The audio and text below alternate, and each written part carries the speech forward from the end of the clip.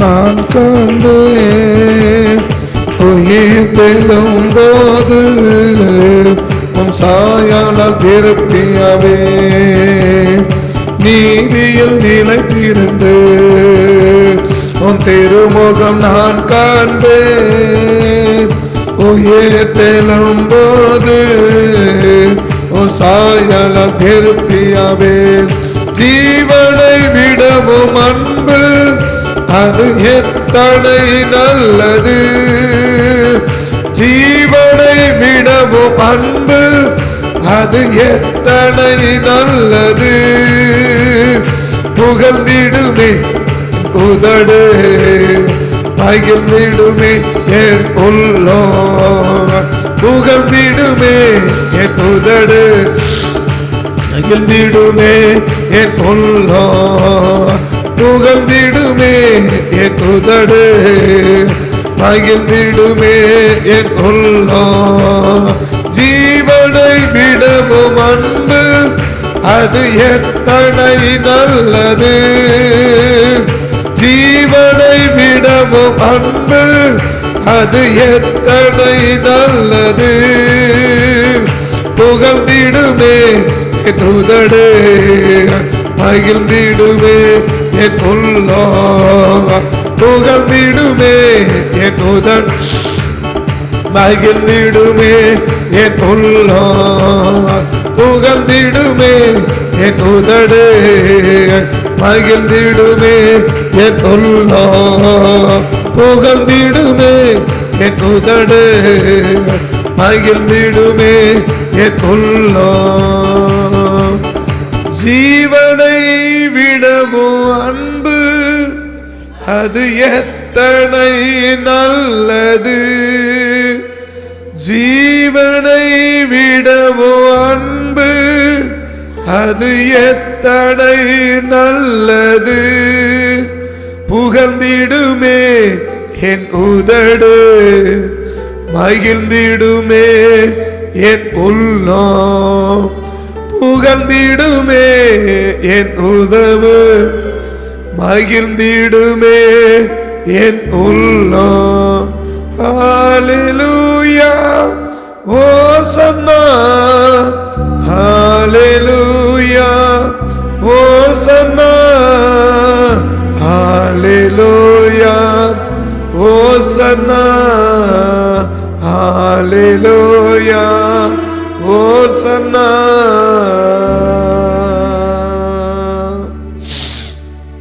இன்னைக்கு ஆண்டவர் யாரோடு கூட இருக்க விரும்புகிறார் அப்படின்னா, அவருடைய அன்பை பெரிதாக நினைக்கிறவர்களோடு கூட தான் கர்த்தர் என்ன செய்ய விரும்புகிறார், இருக்க விரும்புகிறார். அவர்களை தான் கர்த்தர் ஆசீர்வதிக்கவும் விரும்புகிறார், அவர்களை தான் கர்த்தர் பாதுகாக்கவும் விரும்புகிறார். எதை செய்யறதாக இருந்தாலும் அவர் மீது அன்புள்ளவர்களாக இருக்கணும். அன்பு அப்படின்னு சொல்லும்போது வசனம் தெரியுது நமக்கும், தேவன் அன்பாகவே இருக்கிறார் அப்படின்னு. அப்போ எது அன்பு, தேவன் அன்பாகவே இருக்கிறார்னா, அப்போ யார் மீது அன்பு கூறணும், எந்த அன்பை பெரிதாக நாம் நினைக்கணும் அப்படின்னா, அப்போ அந்த யோவான் 1:1 சொல்லுது, அவருடைய வசனம்தான் தேவன், அவருடைய வார்த்தை தான் தேவன், அவருடைய வசனம்தான் தேவன். அப்போ எதை நம்ம அதிகமாக நேசிக்கணும், அன்பு ஆண்டவர் மீது அன்பு கூறுகிற அப்படின்னு சொன்னால் என்ன இருக்குன்னா, நமக்கு சொல்கிற அந்த வசனத்தை நம்ம அதிகமாக நேசிக்கணும். நமக்கு சொல்லுகிற அந்த வசனத்தை நம்ம என்ன செய்யணும், அதிகமாக நேசிக்கணும். நம்ம சொல்கிற வசனத்தை, நமக்கு சொல்லுகிற அந்த வார்த்தைகளை நம்ம அதிகமாக என்ன செய்யணும், நேசிக்கணும். அப்படி நேசிக்கும் போது தான் உதவிக்கும் ஒத்தாசைகளுக்கும் தேவன் நமக்கு என்ன செய்ய விரும்புகிறார்னா, ஆட்களை தேவன் எழுப்பி கொடுக்க விரும்புகிறார். உதவிக்கும் ஒத்தாசைக்கும் ஆட்களை என்ன செய்ய விரும்புகிறார், எழுப்பி கொடுக்க விரும்புகிறார். எது, நமக்கு சொல்லுகிற அந்த வார்த்தையை நம்ம நேசிக்கணும். நேத்திக்கு சொன்னது ஏற்றுக்கொள்ளணும், அதுக்கு முன்னாடி சொன்னது அந்த வார்த்தையை கேட்டு மாறணும். இன்னைக்கு சொல்கிறது அந்த வார்த்தையை நேசிக்கணும். எந்த வார்த்தையை, அந்த நமக்கு சொல்லப்படுகிற அந்த வார்த்தையை நாம் நேசிக்கணும். அந்த நேசிக்கிறதுக்கு அடையாளம் அதுதான், என் உயிரை விட உங்கள் வார்த்தை தான் பெருசு, என் ஜீவனை விட உங்கள் வார்த்தை தான் பெருசு அப்படின்னு. அப்போ அந்த பெருசாக நினைக்கும் போது என்னன்னா, அதுதான் நேசம், அதுதான் அன்பு. ஸோ அந்த அன்பு இன்னைக்கு யாருக்குள்ளே இருக்குதோ அவர்களுக்கு தான் தேவன் எல்லாவற்றிலும் உதவிகளுக்கு தேவன் என்ன செய்ய விரும்புகிறார்னா, நமக்கு சப்போர்ட் பண்ண ஆட்களை எழுப்பி கொடுக்க கர்த்தர் விரும்புகிறார். நேற்றுக்கு வாசித்த அந்த லூக்கா 1 அதிகாரத்திலேயே நம்ம வாசித்து பார்த்தோன்னா, லூக்கா 1 அதிகாரத்தில் நம்ம வாசித்து பார்த்தோன்னா, லூக்கா 1 அதிகாரத்துக்கு நேரம் நம்ம வேதத்தை திருப்பி, ஸோ நம்ம அந்த வசனங்களை கொஞ்சம் வாசித்து பார்த்தோம்னா 39வது வசனத்திலிருந்து, அந்நாட்களில் எழுந்து மலை நாட்டிலே தீவிரமாய் போய் சகரியாவின் வீட்டுக்குள் பிரவேசித்து எலிசபெத்தை வாழ்த்தினாள். எலிசபெத்து மரியாளுடைய வாழ்த்துதலை கேட்டபோது அவருடைய வயிற்றிருந்த பிள்ளை துள்ளிட்டு. எலிசபெத்து பரிசுத்த ஆவியால் நிரப்பப்பட்டு உரத்த சத்தமா ஸ்திரீகளுக்குள்ளே நீ அந்த உதடு அப்படி புகழுது பாருங்க. அந்த சந்தோஷமாக ஏற்றுக்கொண்டதனுடைய அர்த்தம் என்ன? நம்ம ஏற்றுக்கொண்ட வசனத்தை, நமக்கு சொல்லுகிற வார்த்தையை, வசனத்தை நாம் ஏற்றுக்கொண்டதுக்கு அடையாளமே இல்லை, அதை நேசிக்கிறதுக்கு அடையாளமே என்னன்னா, அதை பற்றி அடிக்கடி பேசினே இருப்பாங்க. இன்றைக்கி ஒரு பிரசங்கம் கேட்குறேன்னா அந்த பிரசங்கத்தை பற்றி அடிக்கடி நம்ம பேசினா என்ன அர்த்தம்னா, அதுக்கு மேலே ரொம்ப நேசமாக இருக்கிறோம், அந்த பிரசங்கத்தை ரொம்ப அட்டாக் பண்ணியிருக்குது, அந்த பிரசங்கத்து மேலே ரொம்ப நான் வாஞ்சியாக இருக்கிறேன், அதை மனப்பூர்வமாக ஏற்றுக்கொண்டுட்டேன். அதுதான் அந்த பிரசங்கத்தை அடிக்கடி நினச்சி பார்க்குறதும், அந்த பிரசங்கத்தை பற்றி அடிக்கடி ஏதோ ஒரு வார்த்தை, ஏதோ ஒரு வசனம், அந்த வார்த்தை, இந்த வசனம் ரொம்ப சொன்னாங்க இல்லை, இந்த வசனம் இப்படி இருக்குல்ல அப்படின்னு அந்த வசனத்தை அடிக்கடி ஒரு நபர் பேசலை, இல்லை அவங்க தனியாக இருக்கும்போது கூட நினச்சி பார்க்கலன்னா அந்த வசனத்தை அவங்க நேசிக்கலைன்னு அர்த்தம். ஒரு பிரசங்கத்தை நம்ம கேட்குறோம், ஒரு வார்த்தையை கேட்குறோம், ஒரு வசனத்தை கேட்குறோம், இல்லை ஒரு வாக்குத்தத்த வசனத்தை சொல்கிறாங்க, பட் ஏதோ ஒரு வார்த்தையை வேதத்துலேருந்து நமக்கு சொல்கிறாங்க அப்படின்னா, வசனத்தை நமக்கு சொல்கிறாங்கன்னா அந்த வசனத்தை அடிக்கடி நம்ம நினைக்கல, இல்லை அந்த வசனத்தை பற்றி நம்ம பேசலை, கேட்டோம், ரைட்டு முடிஞ்சு, நோட்ஸ் எடுத்தோம், முடி வச்சுட்டு நம்ம போயிட்டோம், அதை பற்றி அந்த நாள் முழுவதும் எனக்கு எந்த சிந்தையுமே இல்லை அப்படின்னா அந்த வசனத்தை பற்றியோ, அந்த உபதேசத்தை பற்றியோ, அந்த சத்தியத்தை பற்றியோ அந்த நாள் முழுசும் நான் ஒன்றுமே பேசலை, இல்லை எனக்கு நாளையும் பேசிக்கல, நான் மற்றவங்களிடத்திலும் அதை நான் பேசலை அப்படின்னா அந்த வசனம் என்னை என்ன செய்ய வைக்கலன்னா அந்த வசனத்தை நான் நேசிக்கலைன்னு அர்த்தம். இந்த வார்த்தையை கேட்டால் அவன் என்ன வாழ்த்தனான்னு தெரியாது, அந்த உள்ளனுடைய வாழ்த்தின உடனே இப்போ அந்த எலிசபெத் வாயிலிருந்து புறப்படுற அந்த வார்த்தையை கொஞ்சம் அப்படி பாருங்க, வாசி அந்த வசனத்தை பார்த்து பண்ணி பார்க்கலாம். எலிசபெத்து மரியாளுடைய வாழ்த்துல கேட்டபோது அவள் வயிற்றிருந்த பிள்ளை துள்ளிட்டு. பிள்ளை மட்டும் இல்லை, அம்மாவும் பரிசுத்த ஆவியினால் நிரப்பப்பட்டு உரத்த சத்தமா என்ன ஆச்சுன்னா அதை பற்றி அப்படி பேசுற ஆரம்பிச்சுட்டா பாருங்க. அந்த வார்த்தையை அவன் நேசிக்கிறான். அவள் வாழ்த்த மரியாதை நேசிச்சான்னு சொல்லலை, மரியாதை பார்த்த உடனேன்னு சொல்லலை, மரியாளுடைய வாழ்த்துதலை கேட்டபோது அவள் வாயிலிருந்து புறப்பட்ட அந்த மரியாள் வாயிலிருந்து புறப்பட்ட ஒரு வார்த்தை அந்த எலிசபெத் என்ன செஞ்சுன்னா ரொம்ப நேசிக்க வைக்குது. அந்த நேசிக்கிறதுக்கு அடையாளமே என்ன அப்படின்னா அந்த வாழ்த்துதலை கேட்ட உடனே என்ன செய்ய ஆரம்பிக்கிறான்னா அதை பற்றி பேச ஆரம்பிக்கிறான். எதை பற்றி? வேற எதையோ அவள் பேசலை, அவளுக்கு நடந்த விஷயத்தை பேசலை, அவளுக்கு இது பயங்கர மிராக்கள் நடந்திருக்குது, அவளுக்கு நடந்த அற்புதத்தை பேசல, தனக்கு சொன்ன வார்த்தையை பற்றி அவ பேசுற பாருங்க. என்ன பேசுற வாசிக்கலாம். உரத்த சத்தமா. நேற்று சொல்லும் போதே சொன்னேன், ரெண்டு காரியம் என்ன செய்ய சத்தம் அதிகமாக வருதுன்னா, ஒன்று அதிகமான துக்கமாக இருக்கும், இல்லை அதிகமாக சந்தோஷமாக இருக்கும். இது ரெண்டு நடக்கும்போது தான் என்ன வரும்? சத்தம் அதிகமாகும். ஒன்று துக்கமாக இருக்குது, இல்லை ஒரு பெரிய பாதிப்பு அப்படின்னா அந்த நேரத்தில் சத்தம் என்ன செய்யும்? அதிகமாக வரும். ரெண்டு என்ன சந்தோஷமாக இருக்கிறாங்க அப்படின்னா அந்த நேரத்தில் சத்தம் அதிகமாக வரும். உரத்த சத்தமாய் ஸ்திரீகளுக்குள்ளே நீ ஆஸ்வதிக்கப்பட்டவள், கர்ப்பத்தின் கனி ஆஸ்வதிக்கப்பட்டது, என் ஆண்டவருடைய தாயார் எதனிடத்தில் வந்தது. இப்போ யாரை பற்றி பேசுகிறா? அந்த அந்த மரியாதை பற்றி பேசுகிறா பாரு. மரியாதை பண்ண மரியாதை தனிப்பட்ட விதமாக பேசலை, என் ஆண்டவருடைய தாயார், என் ஆண்டவருடைய தாயார் ஸோ அதை பற்றி தான் என்ன வாயிலிருந்து புறப்படுற ஒவ்வொரு வார்த்தை எதை பற்றி இருக்குன்னா அவள் கேட்ட அந்த வார்த்தையை பற்றி.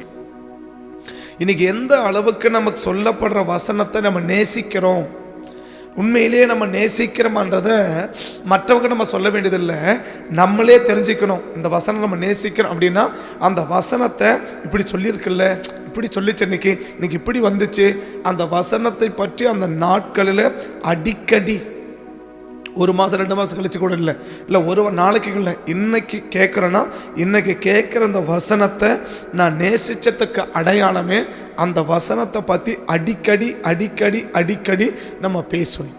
அடிக்கடி பேசுகிறோம்.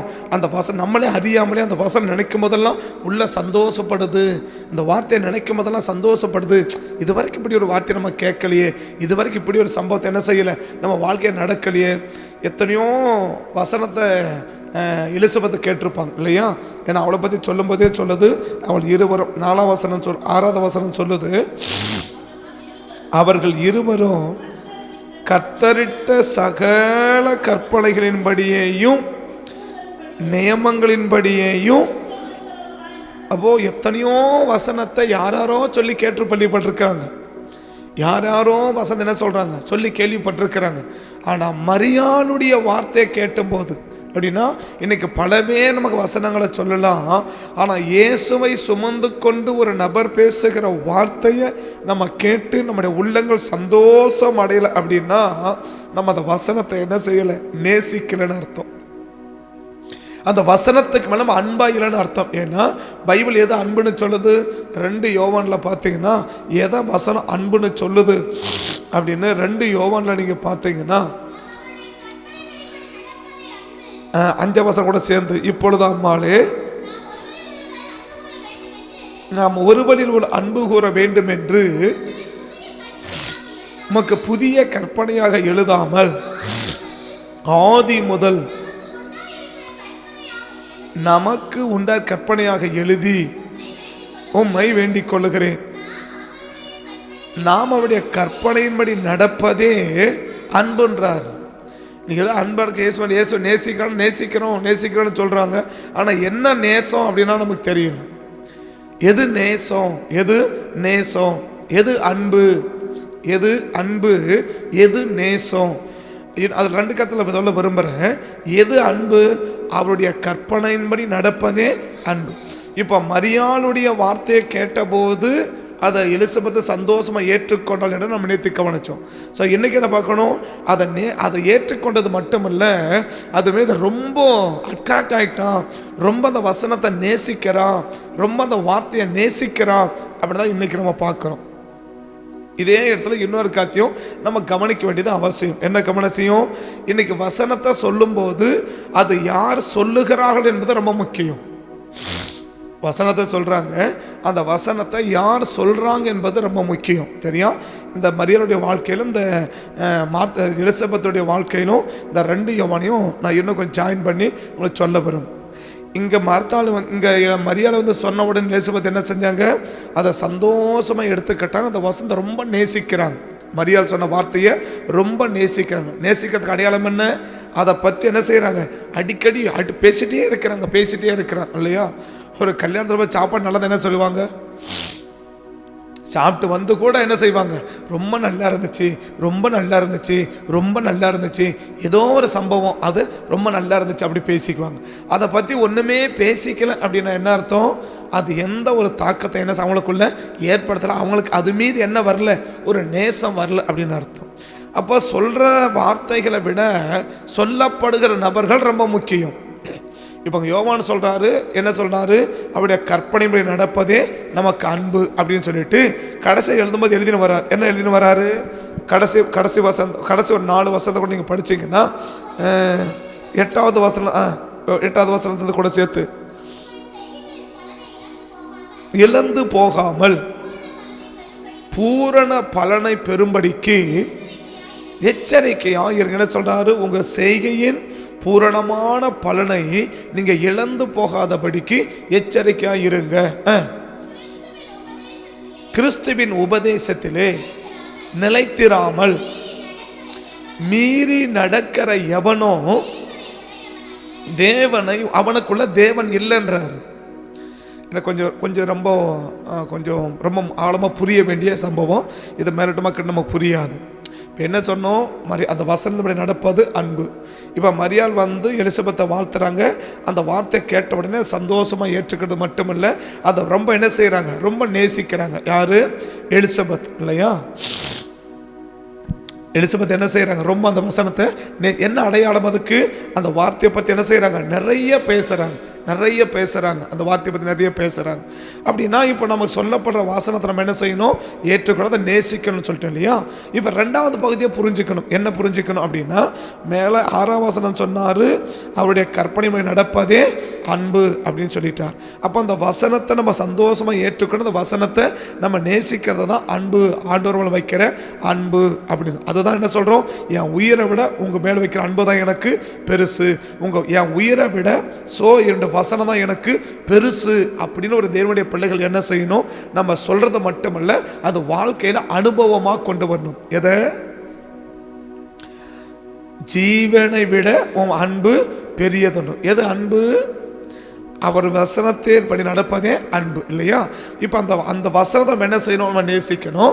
அந்த வசனத்தை படி நேசிக்கிறதுக்கு அடையாளம் என்ன, அதை பற்றி பேசணும். எதை பற்றி? நம்ம எந்த வசனத்தை நேசிக்கிறோமோ அந்த வசனத்தை பற்றி பேசினா அந்த வசனத்தை நம்ம நேசிக்கிறோன்னு அர்த்தம் இல்லையா? இப்போ அதை ஏற்றுக்கொண்டவனு எங்கள் யோவான் சொல்கிறாரு, அவருடைய கற்பனை நடப்பது தான் அன்பு அப்படின்னு சொல்லிட்டார். இப்போ அவர் கற்பனையின்படி 2 காரியத்தையும் சொல்லி வர்றாரு. 2 நம்ம புரிஞ்சுக்கணும். என்ன புரிஞ்சுக்கணும்?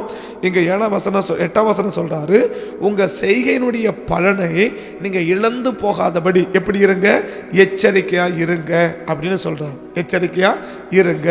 ஏங்க எச்சரிக்கை இருக்க சொல்றீங்க அப்படின்னு கேட்டா, ஒரு ஆழமான காரியத்தை யோவான் சொல்றத பார்க்க முடியுது. என்ன முடியுது?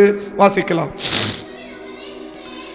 கிறிஸ்துவின் உபதேசத்திலே நிலைத்திராதவன், மீறி நடக்கிற எவனோ தேவனை உடையவன் அல்ல.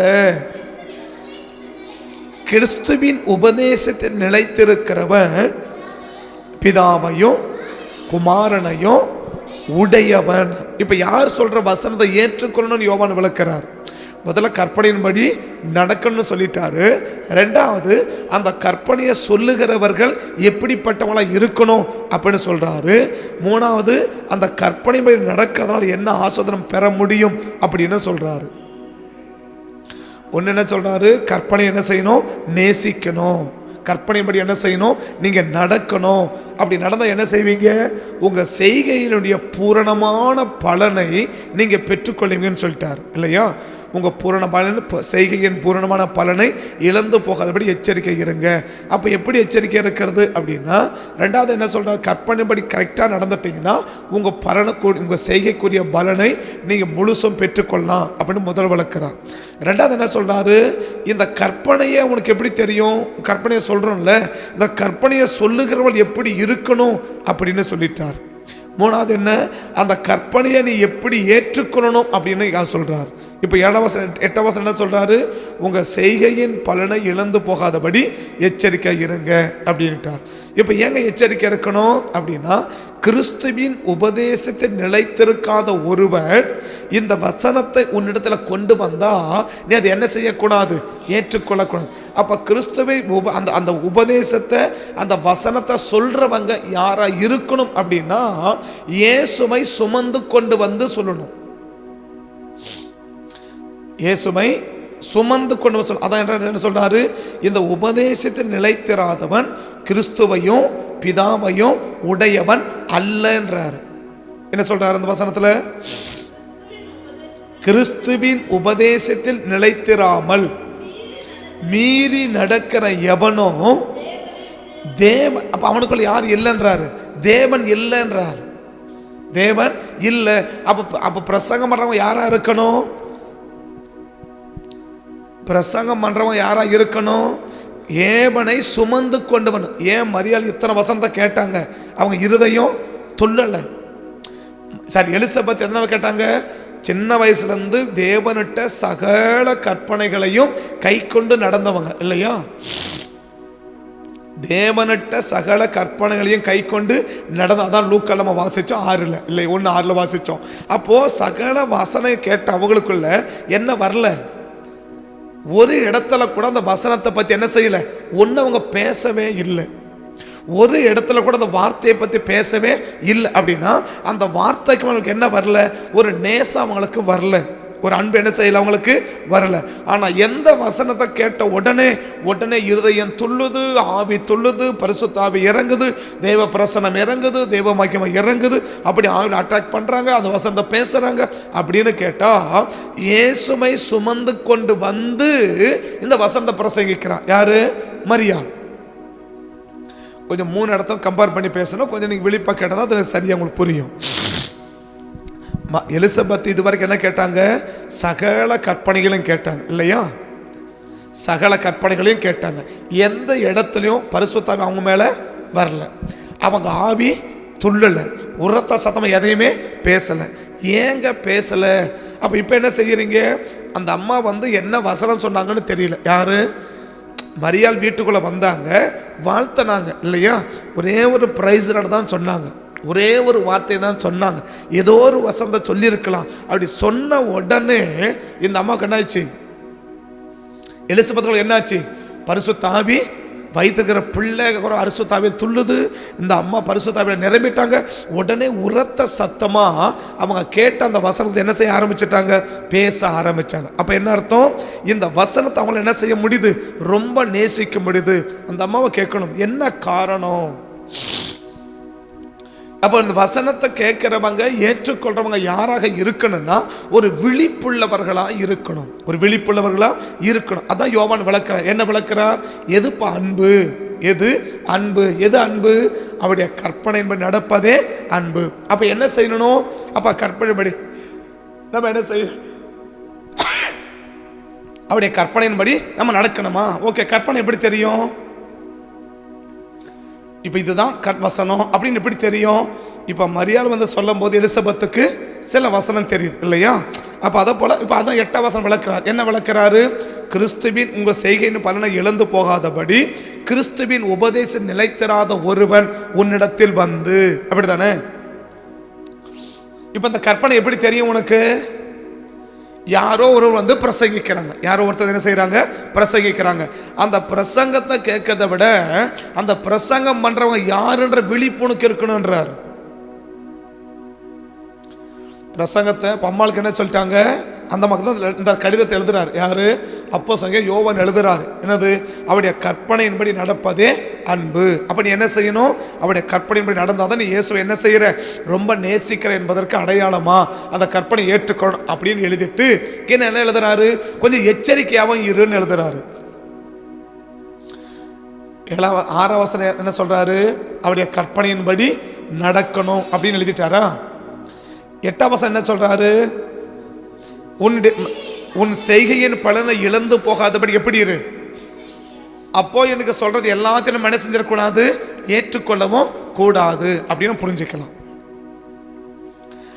மேல என்ன சொன்னாரு, அவருடைய கற்பனையின்படி கட்டாயமா நீ நடக்கணும் அப்படின்றார். எப்படி நடக்கும், அந்த கற்பனை உனக்கு சொல்லப்படும் போது அந்த வசனம் என்ன செய்யணும், ஏற்றுக்கொள்ளணும், அதை ஏற்று நேசிக்கணும். அப்பதான் நீ என்ன செய்ய முடியும், அதை ஆசுவத்தை நீ பெற முடியும். அப்படி மேல சொல்லிட்டு கீழே சொல்றாரு, உன் செய்கையின் பலனை நீ இழந்து போறதுக்கு என்ன இருக்குது, நீ இழந்து போறதுக்கு என்ன இருக்குது, வாய்ப்பு இருக்குது அப்படின்னு சொல்லிட்டு என்ன வாய்ப்பு இருக்குதுன்னு விளக்குறாரு. வாசிக்கலாம். இப்போ கிறிஸ்துவின் ஒருவன் உங்களிடத்தில் வந்து இந்த உபதேசத்தை இல்ல, அதுக்கு முடிக்கிற வசனம்,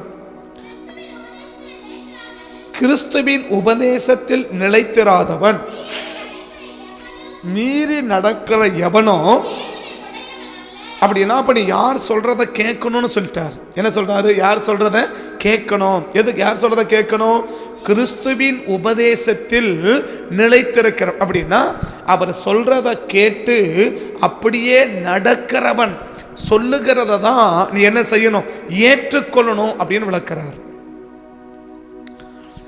மேலே சொல்லிட்டாரு, கற்பனையின்படி நீ நடக்கணும், உனக்கு சொல்ற வசனத்தின்படி நீ நடக்கணும்னு சொல்லிட்டார். அப்படி நடக்கணும். ஆனா கீழே சொல்றாரு, ஆனா நடக்கிறத குறித்து என்ன பண்ண, கேட்கிற வசனத்தை குறித்து என்னவா இரு, எச்சரிக்கையா இரு. ஏன் எச்சரிக்கை நம்ம போயிட்டேன்னா, உன் செய்கையினுடைய பலனை நீ என்ன செஞ்சிருவ, இழந்துருவன்றார். அப்ப நம்ம பாவம் பண்றது ஒரு பகுதி, மற்றொன்று என்ன, நமக்கு சொல்றத அப்செட் பண்ற மாதிரி அதெல்லாம் கூட நமக்கு என்ன இருக்குது, ஒரு பாதிப்பு இருக்குதுன்றதை யோவான் எழுதுறார். எப்படி நீங்க அதை புரியணும், எனக்கு ஒன்றும் புரியல. 8ஆம் வசனம் என்ன சொல்றாரு, உங்க செய்கையின் பலனை நீங்க இழந்து போகாதபடிக்கு எச்சரிக்கையா இருங்கன்றார் இல்லையா.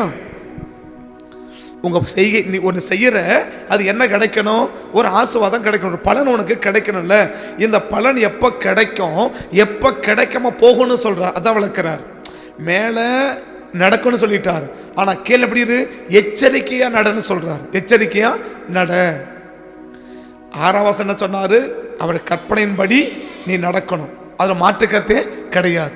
ஆனா 2வது என்ன சொல்றாரு, அந்த கற்பனையை கொண்டு வருவற பத்தியா, இதை குறித்து நீ எச்சரிக்கையா இருந்து, யார் சொல்றத கேட்டு நடந்தா உனக்கு பூரணமான பலனை நீ பெற முடியும், யார் சொல்றத கேட்டு நடந்தா பூரணமான பலனை இழந்து போகவும் முடியும். யார் சொல்றத கேட்டு நடந்தீன்னா நீ செய்யற பலனுக்கு உனக்கு பலன் கிடைக்கும்.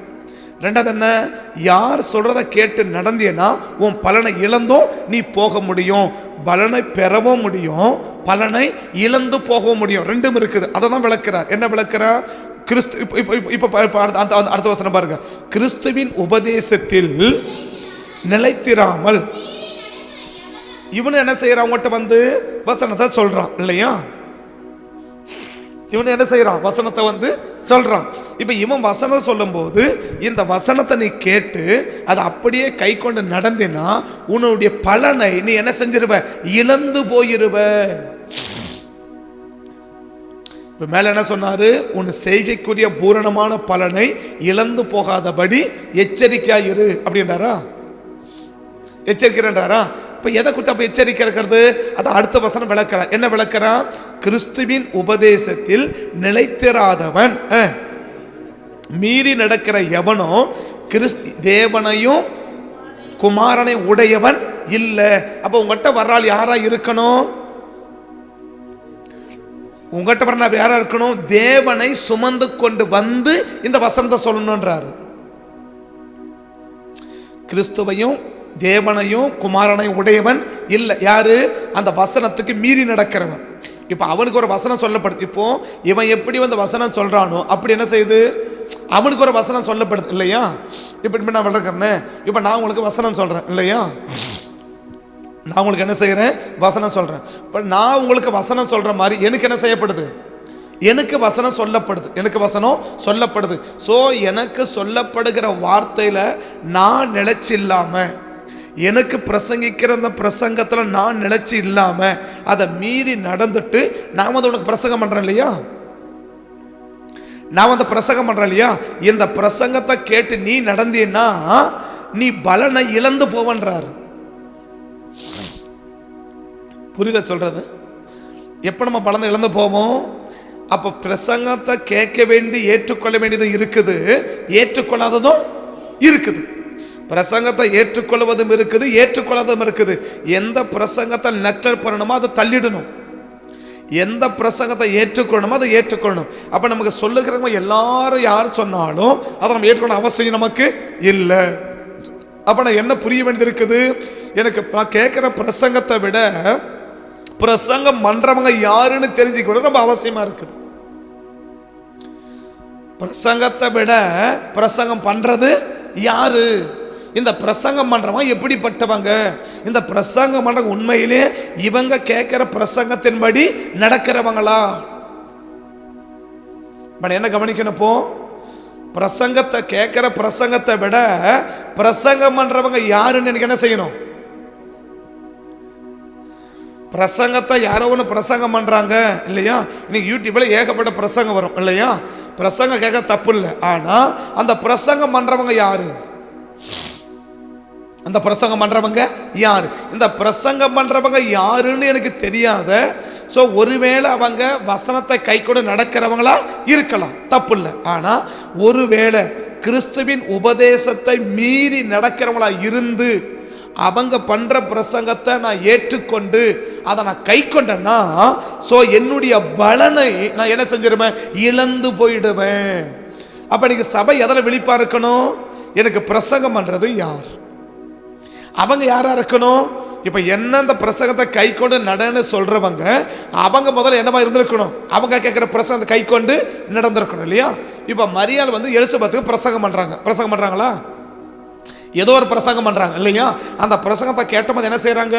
இவங்க ஆவி துள்ளிச்சு அபிஷேகத்தை நிரம்புறாங்க, உரத்த சத்தமா ஒரு பயங்கர நீண்ட பிரசங்கத்தை அவங்க பண்ண ஆரம்பிச்சுட்டாங்க இல்லையா? அப்ப இந்த மரியாள் யாருன்னு என்ன செய்யணும்? நம்ம கவனிக்கணும். இந்த மரியாள் யாருன்னு கவனிக்கணும், அதை நம்ம படிச்சணும். இப்ப இங்க யோவான் என்ன சொல்றாரு? உங்க பலனை இழந்து போகாதபடிக்கு கவனமா இரு. ஏன்னா அவங்க யாரு? கிறிஸ்துவின் உபதேசத்தை மீறி நடக்கிறவங்க, கிறிஸ்துவின் உபதேசத்தில் அவங்க நிலைச்சிருக்காதவங்க. அவங்க என்ன செய்யறாங்க? உனக்கு வசனம் தான் கொண்டு வராங்க. இப்ப அடுத்த வசனம் பாருங்க.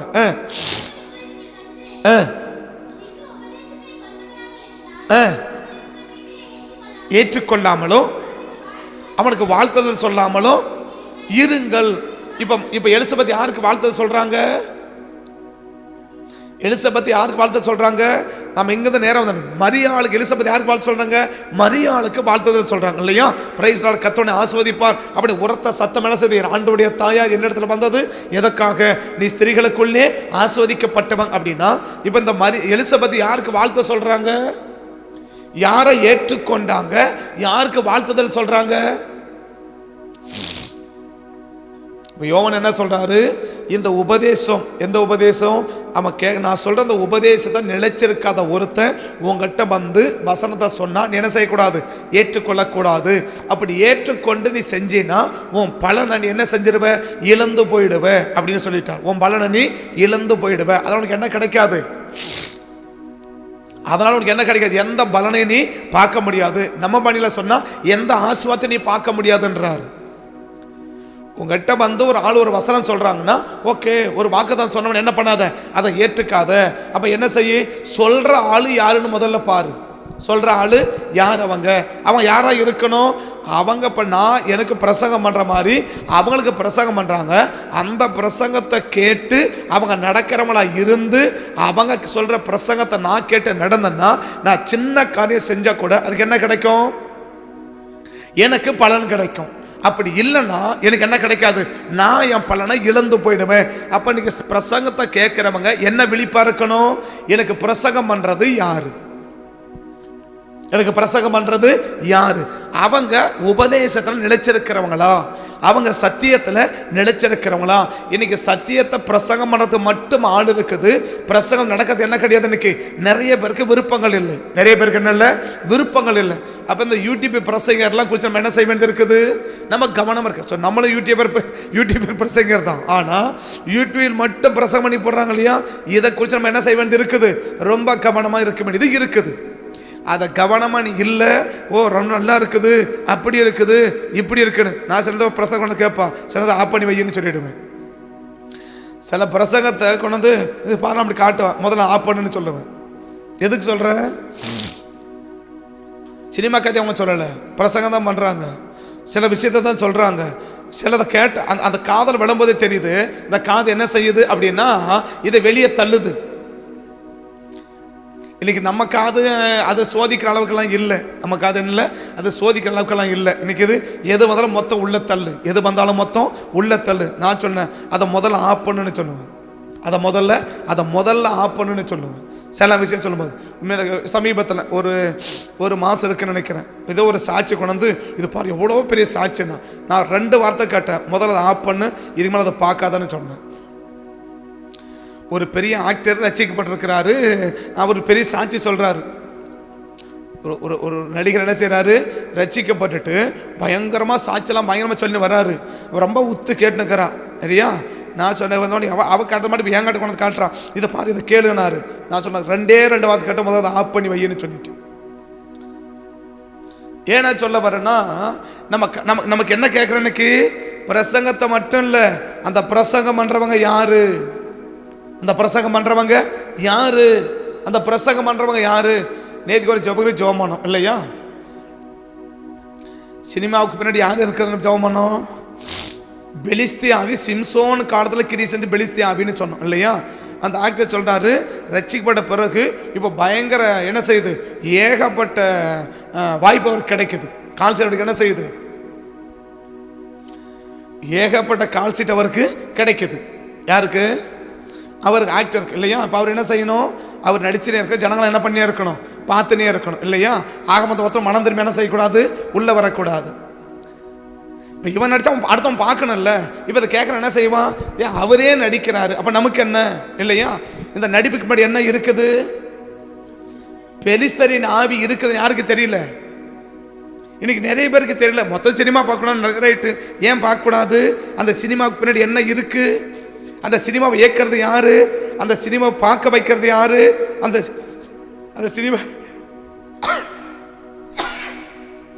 சினிமாவை பார்க்க வைக்கிறது யாரு? இன்னைக்கு அதெல்லாம் எனக்கு என்ன தெரியல. இன்னைக்கு அதெல்லாம் என்ன தெரியல. இன்னைக்கு சபைக்கு தெரியல. அதான் கொண்டு கிடக்குறான் பாரு, எப்படி அவர் அப்படி ஏக்கப்பட்ட கஷ்டப்பட்டா என்னமோ பண்ணாரா? பேதுரு பாட்டாரு, ரட்சிக்கப்பட்ட உடனே மொத்தத்துக்குள்ள போட்டு படகம் விட்டாரு, வளையம் விட்டாரு. இயேசுக்கு முன்னாடி போயினே இருக்கிறார் இல்லையா? படகையும் விட்டாரு, வளையம் விட்டாரு, போயிட்டே இருக்கிறாரு. அங்க பார்த்தா மீனையே விட்டு போயிட்டார். லூக்கா 6ல் பார்த்தா என்ன செய்யறாரு? லூக்கா 5ல் 2 படகுல மீனை கிடைச்சிச்சு இல்லையா? அந்த மீனையே விட்டுட்டு போயிட்டாரு. யார் கூட? தலைவர் கூட போயிட்டார். அதான ஒரு ரட்சிப்பின் அடையாளம். ஸோ ஒரு ஆளை பாவம் செய்ய வைக்கிறது அடையாளமா, பாவம் செய்யறது வெளியில் கொண்டு வரது அடையாளமா? நான் சொல்றத முதல்ல நிறுத்தாது, இனிமேல் அதை என்ன செய்யாத, இனிமேல் அதை பண்ணி என்கிட்ட கொண்டு வந்து நீ பார்க்காத, கொண்டு வராதன்ற. ஏன் சொல்றமா, இன்னைக்கு ஒரு சாட்சினாக்க அந்த சாட்சி சொல்றவன் யாரு? இன்னைக்கு நிறைய பேர் கேட்குற, சாட்சி சபையில் சொல்ல விடுறதுல இல்லையா? சாட்சி சொல்றவங்க யாரு? சொல்றது சாட்சி இல்லை, வாழ்றது தான் சாட்சி. சாட்சி சொல்றது சாட்சி இல்லை, சாட்சி எதிரானவன் இல்லை. சொல்றது சாட்சி இல்லை, வாழ்றது தான் சாட்சி. இன்னைக்கு என்ன சொல்றேன், இன்னைக்கு ஒரு அற்புதம் செஞ்சா அந்த நபர் நாளைக்கு அந்த நினைச்சா நிற்க முடியுமா? ஏன் நம்ம சாட்சி சொல்ல அனுமதிக்கிறது இல்லை? அதுக்கு நேரம் ஒன்று, நமக்கு நேரம் இல்லை, அது ஒன்று. ஆனால் மெயின் காரணம் என்ன தெரியுமா? அந்த நபர் யாரு? இன்னைக்கு நடந்து போனா கர்த்தர் அற்புதம் செஞ்சார், சரி நாளைக்கு அங்க இருப்ப. சொல்றது சாட்சி இல்ல, வாழ்றது தான் சாட்சி. யோவான் அப்படிதான் சொல்றான். என்னது? யோவான் 1:1 பாத்துங்க, அவரை குறித்து சாட்சி சொல்ல நான் சாட்சியா வந்தேன்னு சொல்றாரு. யோவான் 1:1 பாருங்க. யோவான் 1:1 பாருங்க. யோவான் 1:1 யோவான் 1:5-6 பாருங்க. யோவான் சொல்றாரு பாருங்க. யோவான் 1 அதிகாரத்தில் 5-6 பாருங்க. இருந்தா யோவான் அவன் தன்னால் எல்லாரும் விசுவாசிக்கும்படி அந்த ஒளியை குறித்து சாட்சி கொடுக்க இவனே சாட்சி. யார் சாட்சி? சாட்சி சொல்லல, சாட்சி சொல்றவன் யாரா மாறிட்டானா சாட்சியா வாழ ஆரம்பிச்சிட்டான். இன்னைக்கு சாட்சி வாயில சொல்லக்கூடாது, வாழ்க்கை சொல்லணும். சாட்சி என்னது? வாயில சொல்றது இல்ல, வாழ்க்கையில. எது சாட்சி? அங்க போனது நடந்துச்சு, இங்க போனது நடந்துச்சு, அது சாட்சி இல்ல.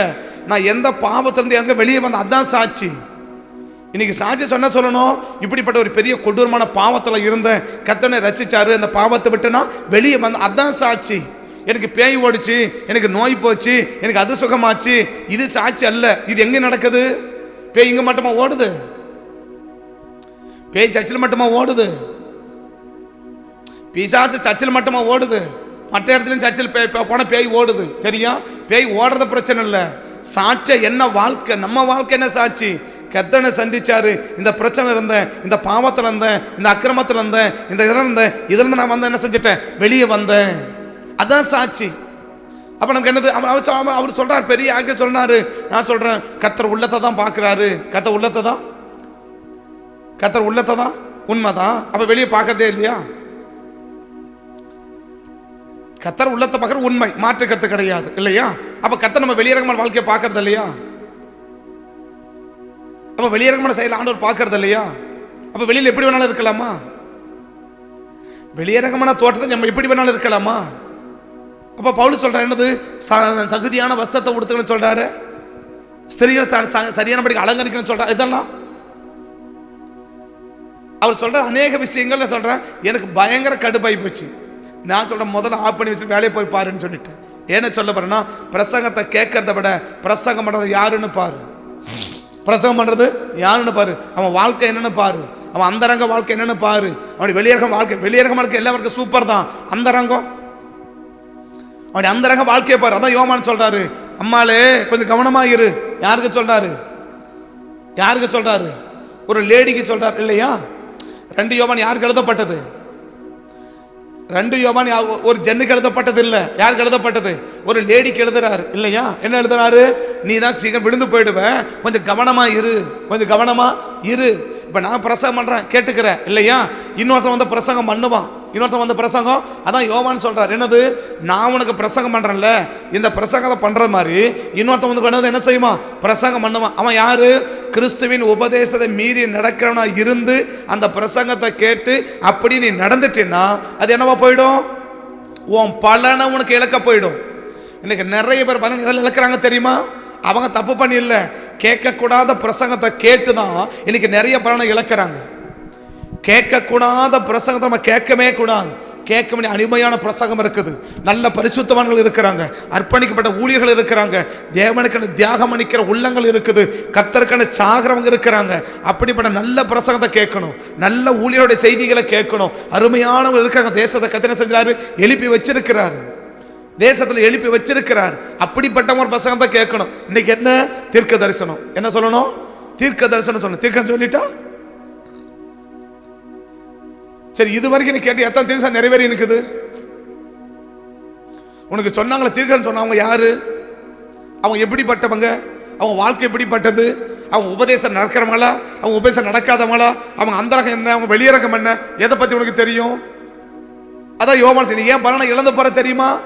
கேட்கக்கூடாத செய்தி என்ன செய்யக்கூடாது? கேட்கவும் கூடாது. அது மீது என்ன பண்ண? அதை கேட்டு நடந்தாலே அதை நம்ம என்ன செய்ய ஆரம்பிக்கிறோம்? அன்பு கூறுகிறோம். வாசிக்கலாம். கிறிஸ்துவின் உபதேசத்திலே நிலைத்திராமல் மீறி நடக்கிற எவனோ, அப்ப அவனுக்குள்ள யாரு இல்ல?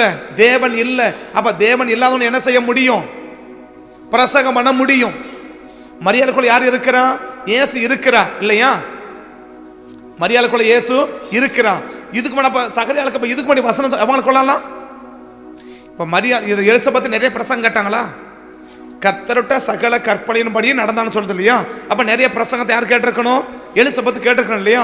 இப்ப எத்தனையோ பிரசங்கத்தை கேட்டா அப்ப என்ன செய்யல? அவ ஆவி துள்ளல, பரிசுத்தாவின் மேல இறங்கல. அதை பத்தி அவ என்ன செய்யவே இல்லை, பேசவே இல்லை. அவ வார்டு கேட்டா போய் நேர்ந்துட்டான்.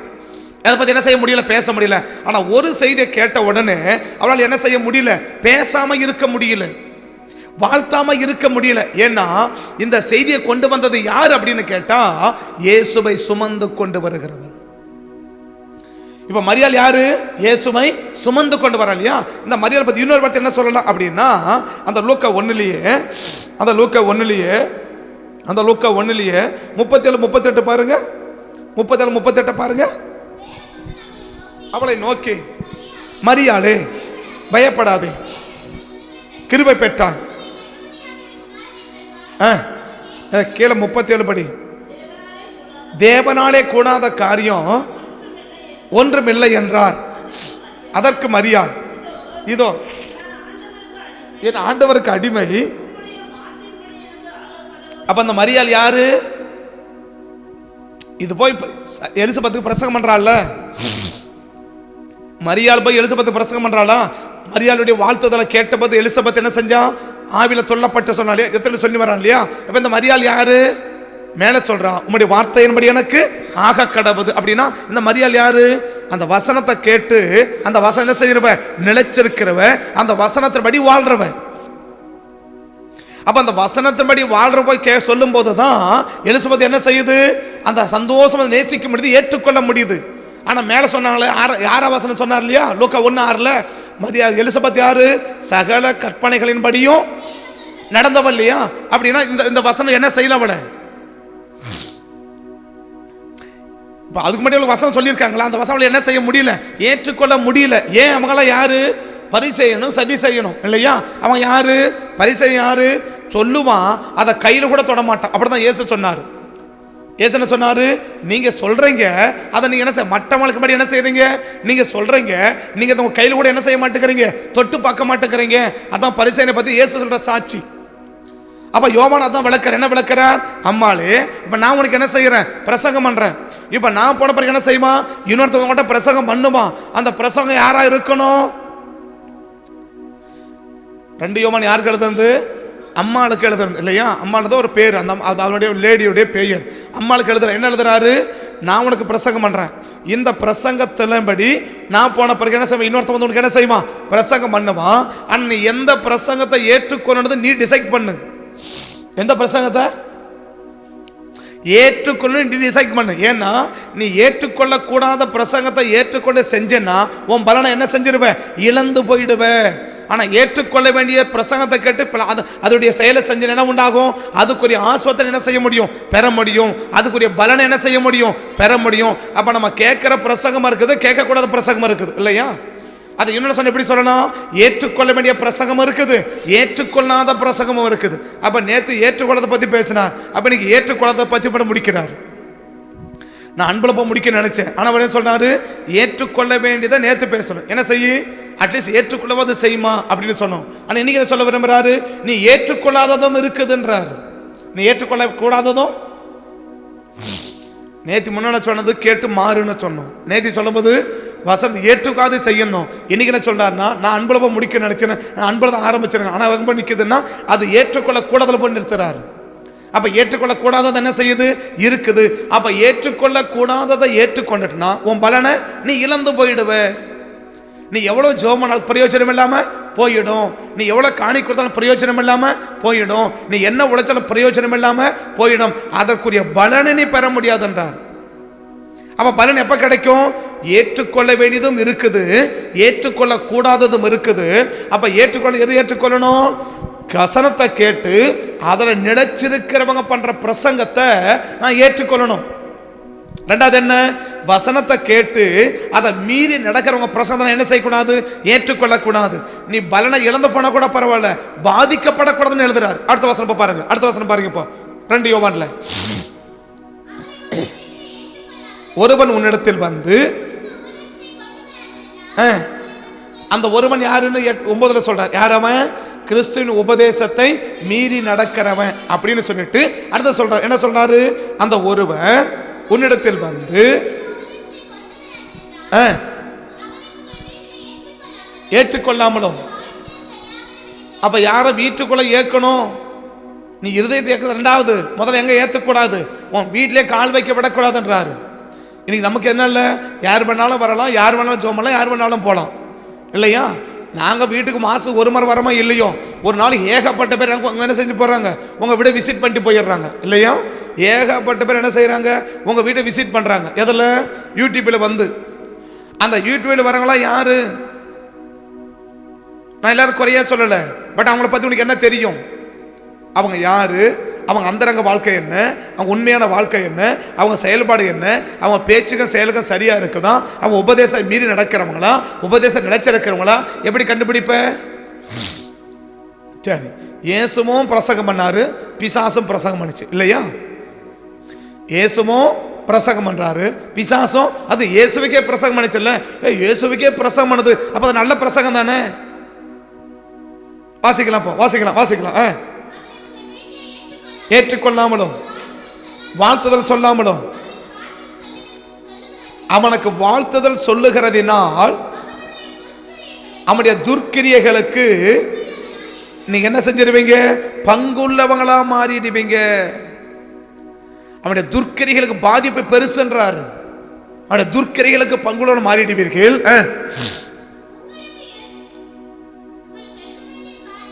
அப்ப சொல்ல துர்க்கிரிகளுக்கு என்ன மாறிடுவீங்க? பங்குள்ளவங்களா மாறிடுவீங்க.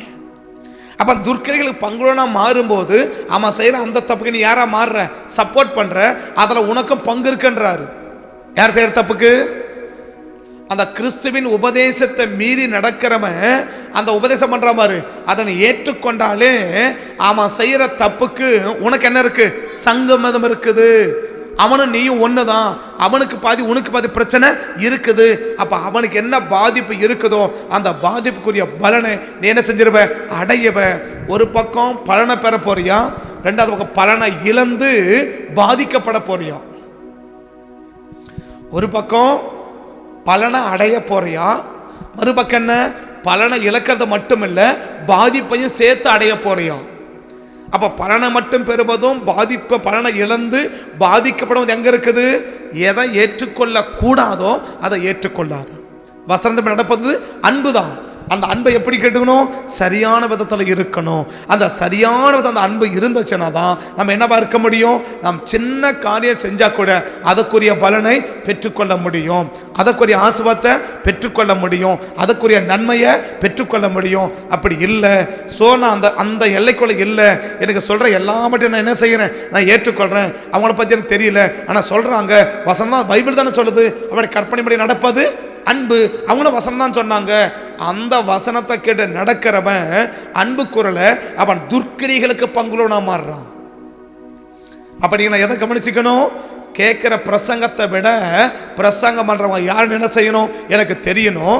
அப்படி தெளிவோட கூட இருந்து ஏற்றுக்கொள்ள வேண்டிய பிரசங்கத்தை நான் ஏற்றுக்கொள்ளக்கூடாத பிரசங்கத்தை ஏற்றவனை விட்டுவிட்டால் எனக்கு என்ன கிடைக்கும்? நான் செய்கிற செய்கைக்குரிய நல்ல பலனை நாம் பெற முடியும். அப்படி இல்லைன்னா நம்முடைய பலனை இழக்கிறது மட்டுமல்ல, நம்முடைய வாழ்க்கையில பாதிப்பையும் சேர்த்து அடைய வேண்டியது காரணமா இருக்குது. கல்லும்படி ஜோமனோமா? ஜீவனை விடவும் அன்பு அது எத்தனை பெரியது, ஜீவனை விடவும் அன்பு அது எத்தனை நல்லது, புகழ்ந்திடுமே என் உதடு, மகிழ்ந்திடுமே என் உள்ளம். இன்னைக்கு அநேக யூடியூப் பிரசங்கத்தை கேட்டு அந்த யூடியூபுடைய பிரசங்கத்தை நம்ம திரும்ப திரும்ப பேசுவோம்னா, அந்த யூடியூப்ல பிரசங்கத்தை மற்றவர்களுக்கு நம்ம அறிமுகப்படுத்துவோம்னா நம்ம அந்த வசனத்தை ரொம்ப நேசிக்கிறோம்னு அர்த்தம். எல்லா வசனத்தை குற்றம் சொல்லவில்லை, குறை சொல்லவில்லை, நீங்க தப்பா புரிஞ்சுக்க கூடாது. அநேக நல்ல அருமையான தேவ மனிதர்கள் இருக்கிறாங்க, திரும்ப திரும்ப பிரசங்கத்தை கேட்க வைக்கிறவர்கள் இருக்கிறார்கள். கர்த்தரால் எழுப்பி கொடுக்கப்பட்ட, கர்த்தரால் எழுப்பப்பட்ட, அர்ப்பணிப்புள்ள, தியாகமுள்ள, கர்த்தருக்காக நிற்கிற அநேக பரிசுத்தவான்கள் இருக்கிறார்கள்.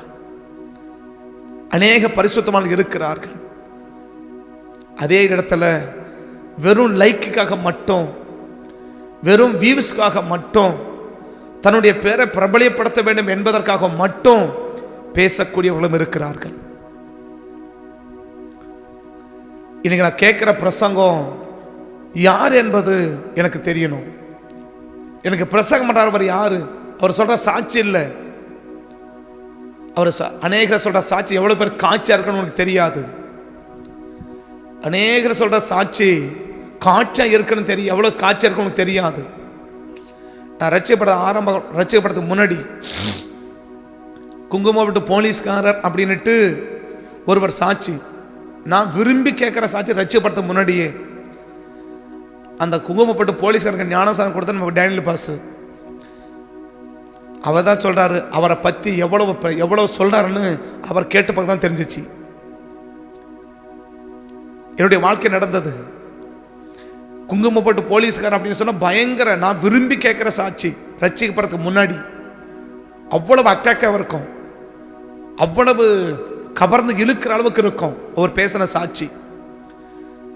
அவருக்கு ஞானசானம் கொடுத்தது யாருன்னா நம்ம டேனியல் பாஸ். அவரை பத்தி அவர்கிட்ட கேட்டா அவர் சொல்ற சம்பவத்தை, அவர் சொல்ற சாட்சிக்கும் சம்பந்தமே கிடையாது. அந்த குங்குமப்பட்டு போலீஸ்காரர் சொல்ற சாட்சிக்கும் அவரை குறித்து பாச சொன்ன சாட்சிக்கும் சம்பந்தமே கிடையாது. லைஃப் டோட்டல் மாற்றம். இன்னைக்கு வெறும் சாட்சியை மட்டும் கேட்டு நல்லவன் அப்செட் பண்ணிடக்கூடாது.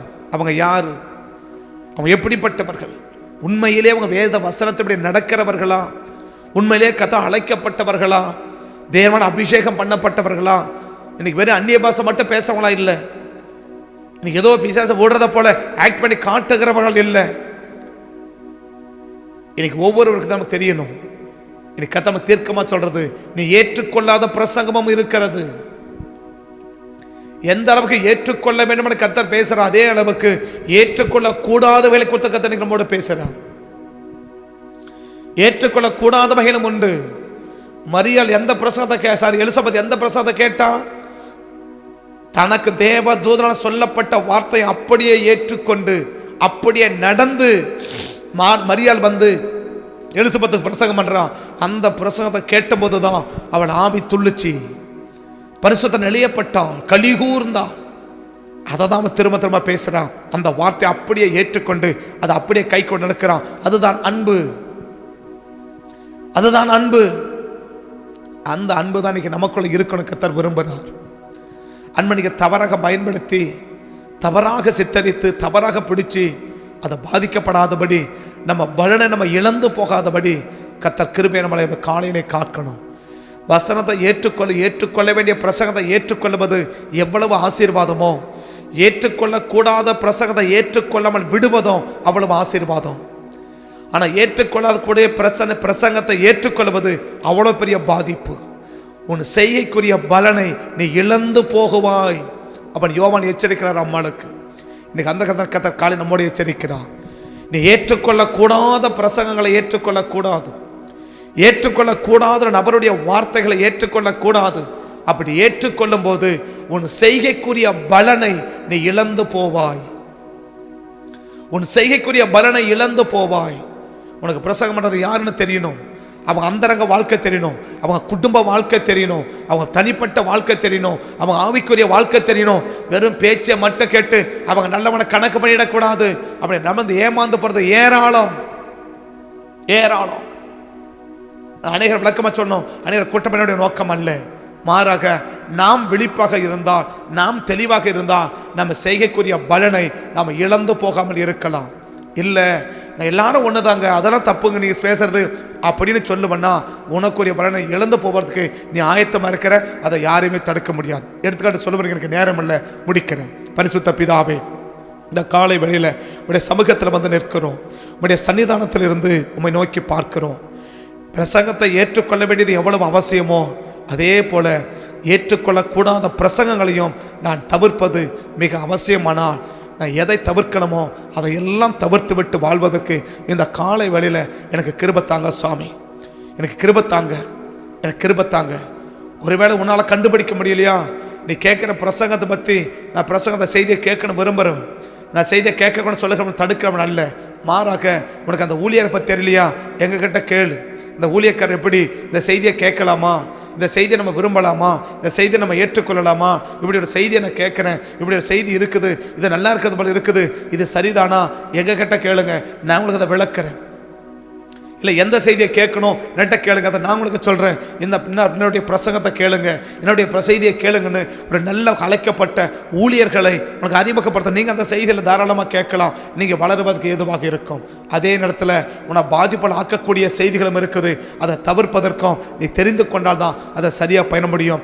அப்படி இருந்தால் கர்த்தர் நம்மளை பாதுகாக்க முடியும், நம்ம செய்கைக்குரிய பலனை நம்ம இழந்து போகாமல் இருக்க முடியும். இல்லை என்றால் கர்த்தரும் நம்மளை காப்பாற்ற முடியாது, நம்ம பலனை நம்ம இழந்து போய் விடுவோம். பரிசுத்த பிதாவே, அப்படிப்பட்ட விழிப்போடு வாழ்வதற்கு கர்த்தர் அந்த காலை வெளியில் எங்களுக்கு கிருபைகளை தந்து எங்களை வழி நடத்தி எங்களை ஆளுகை செய்து எங்களை ஆசீர்வதிக்கும்படி உங்கள் சமூகத்தை நோக்கி பார்த்து ஜெபிக்கிறேன். தடைகளை மாற்றிடுங்க, நாமத்தை உயர்த்துங்க, தேவக்கரம் எங்கள் கூட இருக்கட்டும்.